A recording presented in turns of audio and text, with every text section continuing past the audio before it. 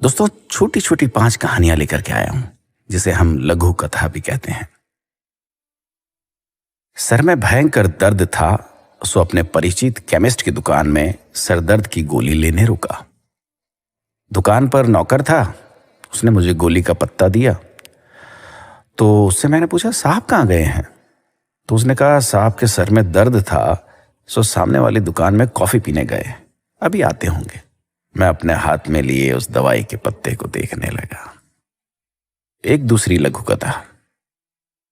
माँ का blood pressure और शुगर बढ़ा हुआ था, सो सवेरे सवेरे उन्हें लेकर अपने उन्हीं के पुराने डॉक्टर के पास लेकर के गया और क्लिनिक से बाहर उनके गार्डन का नज़ारा दिख रहा था, जहां डॉक्टर साहब योग और व्यायाम कर रहे थे। मुझे करीब 45 मिनट इंतजार करना पड़ा। कुछ देर में डॉक्टर साहब अपना नींबू पानी लेकर क्लिनिक आए और माँ का चेकअप करने लगे। उन्होंने मम्मी से कहा, आपकी दवाइयाँ बढ़ानी पड़ेगी, और एक पर्चे पर करीब 5 या 6 दवाइयों के नाम लिखे। उन्होंने माँ को दवाइयाँ रेगुलर रूप से खाने की हिदायत भी दी। बाद में मैंने उत्सुकतावश उनसे पूछा कि क्या आप बहुत समय से योग कर रहे हैं डॉक्टर साहब? तो उन्होंने कहा, पिछले 15 साल से योग कर रहा हूं और ब्लड प्रेशर और अन्य बहुत सी बीमारियों से बचा हुआ हूं। मैं अपने हाथ में लिए हुए माँ के उस पर्चे को देख रहा था, जिसमें उन्होंने ब्लड प्रेशर और शुगर कम करने की कई दवाइयां लिख रखी।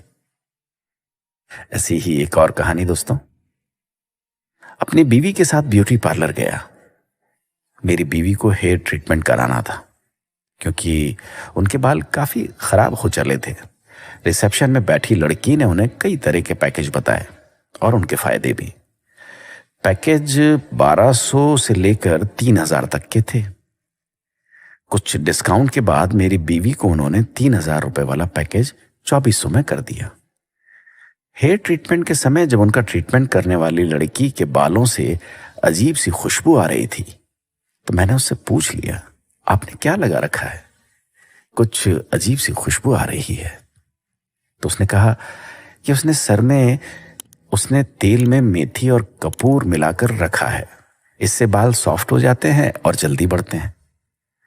मैं अपनी बीवी की शक्ल देख रहा था, जो 2400 रुपए में अपने बाल अच्छे कराने आई थी। इसी तरह एक और छोटी सी कहानी।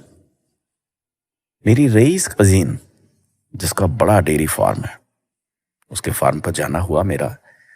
फार्म में करीब 150 विदेशी गायें थी, जिनका दूध मशीनों द्वारा निकालकर प्रोसेस किया जा रहा था। एक अलग हिस्से में 2 देसी गाय हरा चारा खा रही थी। पूछने पर बताया कि उनके घर पर उन गायों का दूध नहीं आता जो विदेशी हैं, जिनका दूध उनके डेयरी फार्म से सप्लाई होता है, बल्कि परिवार के इस्तेमाल के लिए इन 2 देसी गायों का दूध, दही और घी इस्तेमाल होता है। मैं उन लोगों के बारे में सोच रहा था जो ब्रांडेड दूध को बेस्ट मानकर खरीदते हैं।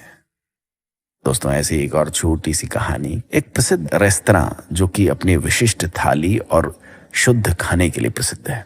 हम खाना खाने गए वहां पर। निकलते वक्त वहां के मैनेजर ने बड़ी विनम्रता से पूछा, सर खाना कैसा लगा? हम बिल्कुल शुद्ध तेल, घी और मसाले उपयोग करते हैं। हम कोशिश करते हैं बिल्कुल घर जैसा खाना लगे। मैंने खाने की तारीफ की तो उन्होंने अपना विजिटिंग कार्ड देने को अपने केबिन में गए। काउंटर पर एक 3 डब्बों का स्टील का टिफिन रखा हुआ था।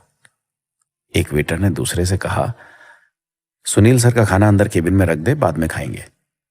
तो मैंने वेटर से पूछा, क्या सुनील जी यहाँ नहीं खाते? तो उसने जवाब दिया, सुनील सर कभी बाहर का खाना नहीं खाते, हमेशा घर से आया हुआ ही खाते हैं।